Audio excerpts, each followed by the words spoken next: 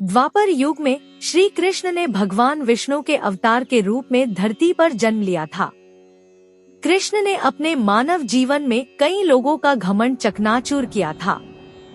इससे उनकी पत्नी भी वंचित नहीं है। पौराणिक कथाओं में श्री कृष्ण की 8 पत्नियों का जिक्र है। इनमें से एक थी सत्यभामा। सत्यभामा को एक बार अपनी सुंदरता पर घमंड हो गया। तब कृष्ण ने अपनी ही रानी का घमंड चकनाचूर किया। एक बार श्री कृष्ण द्वारका नगरी में अपने महल के अंदर सिंहासन पर बैठे थे। तभी उनकी रानी सत्यभामा आई और कृष्ण से कहा कि आपने त्रेतायुग में श्री राम का अवतार लिया था। उस समय आपकी पत्नी सीता थी, क्या वह मुझसे भी सुंदर थी? श्री कृष्ण को समझ आ गया कि सत्यभामा को अपनी सुंदरता पर घमंड हो गया है। उन्होंने तुरंत कोई जवाब नहीं दिया। वहाँ पर गरुड़ और सुदर्शन चक्र भी मौजूद थे। तभी गरुड़ ने भी अभिमान के स्वर में कहा कि प्रभु, इस संसार में मुझसे ज्यादा गतिमान कोई है क्या? सुदर्शन चक्र ने भी अपने अंदर के अभिमानी रूप को जगाया और कृष्ण से कह दिया कि इस संसार में मुझसे ज्यादा ताकतवर कोई है क्या? कृष्ण को समझ आ गया कि इन तीनों को अभिमान हो गया है। इन्हें सबक सिखाने के लिए कुछ करना पड़ेगा। तभी श्री कृष्ण को एक युक्ति सूझी। उन्होंने गरुड़ से कहा कि तुम श्री राम के परम भक्त हनुमान के पास जाओ और कहना कि प्रभु श्री राम और माँ सीता यहाँ उनका इंतजार कर रहे हैं। श्री कृष्ण की आज्ञा पाते ही फौरन गरुड़ हनुमान को लेने चले गए।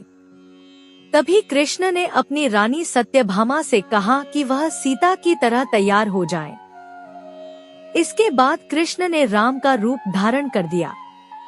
सत्यभामा और कृष्ण, सीता और राम बनकर दरबार में बैठ गए। उन्होंने सुदर्शन चक्र से कहा कि तुम द्वारपाल बनकर खड़े हो जाओ और अंदर किसी को मत आने देना। उधर गरुड़ हनुमान के पास पहुँचे। उन्होंने हनुमान जी से कहा कि द्वारिका नगरी में प्रभु श्री राम और माँ सीता उनका इंतजार कर रहे हैं। आपको बुलावा भेजा है। आप मेरी पीठ पर बैठ जाइए, मैं आपको ले चलूंगा। हनुमान ने गरुड़ से चलने के लिए कहा और बोला कि वह खुद वहां पहुंच जाएंगे। गरुड़ को लगा कि एक वानर मुझसे तेज कैसे चल पाएगा, इसलिए वह हनुमान को वहीं छोड़कर उड़ गए। जैसे ही गरुड़ द्वारिका नगरी पहुंचे तो वहां का नजारा देखकर दंग रह गए। हनुमान पहले ही दरबार में पहुंच चुके थे। गरुड़ को अपनी गति पर जो अभिमान था वह चकनाचूर हो गया। उन्हें लग गया कि वह संसार में सबसे तेज प्राणी नहीं है। वहीं जब राम का रूप धारण किए हुए कृष्ण ने हनुमान से पूछा कि द्वार पर तुम्हें किसी ने रोका नहीं, तो वे बोले कि सुदर्शन चक्र ने मुझे रोका था, लेकिन मैंने उसे अपने मुंह में ले लिया और अंदर आ गया। इस तरह सुदर्शन चक्र का घमंड भी टूट गया कि वह सबसे शक्तिशाली नहीं है। तब हनुमान की नजर सीता के रूप में बैठी सत्यभामा पर पड़ी। हनुमान ने पूछ लिया कि प्रभु, सब कुछ तो ठीक है, लेकिन आपके साथ ये दासी कौन बैठी है? यह बात सुनकर सत्यभामा का मुंह भी उतर गया।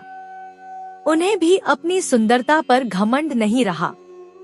इस तरह कृष्ण ने एक युक्ति से तीनों का घमंड चकनाचूर कर दिया।